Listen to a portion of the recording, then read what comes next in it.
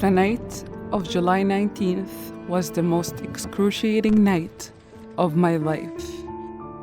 In those moments when we can only hear the sounds of shelling on top of our heads, the clocks seem to stop ticking, as if the clock almost giving permission for the souls of those killed to ascend to their creator. In the wake of the missile attack from the F-16 jet fighters and the shelling, we were anxiously waiting for dawn, which was arriving too slowly, telling us, move, to save your lives.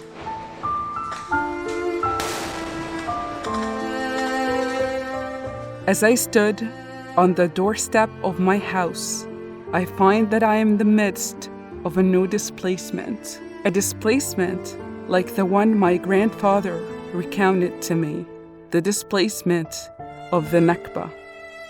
I never understood how people left their homes, why they did not persevere, stay, and resist.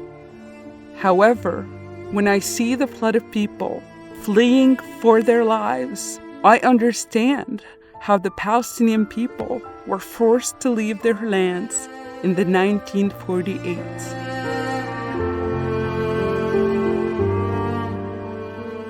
We leave in haste, unsure where to.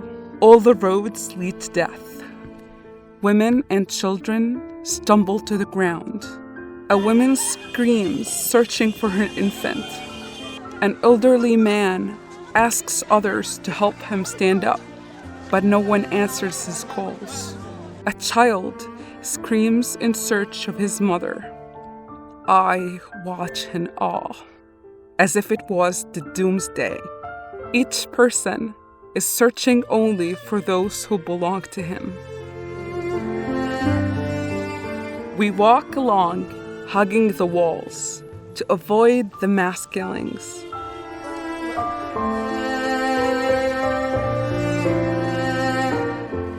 It is as if we were asking ourselves whether we have marched 67 years back into the past to witness the Nakba.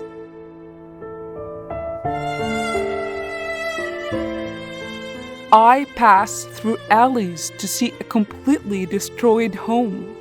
The neighbors tell me that its owners are still under the rubble. I see a destroyed wall here. There I see holes in the walls.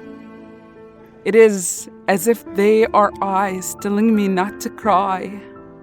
They speak to me, saying, I will resist and stand. I will await your return. I pass by the cemetery and forget to pray the Quranic verses for the souls of the dead. I wonder whether I should pray these verses for the dead or for those living on borrowed time, awaiting their death in what may be only in seconds. Here, the land seems to be screaming, weeping, yelling, and no one to answer. There is no sign of any transportation except for the ambulances that are carrying the injured and the martyrs out of the Shuja'iyah neighborhood. The drivers say this is all they can do.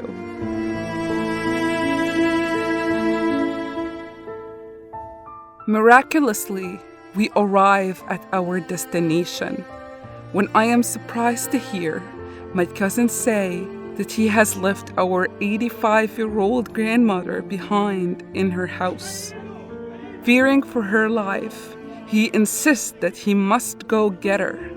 Others object, saying that although she might end her life as a martyr, he must keep himself safe.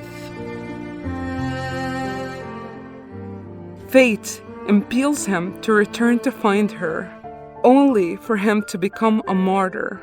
Our grandmother remains alive, weeping the loss of her grandson. I now sit on the ground, looking at all of us. Has a new Nakba started? Or is it just another passing tragedy just one of these series of tragedies to befall the Palestinian people. History, take note. Don't forget that tragedies cannot be forgotten.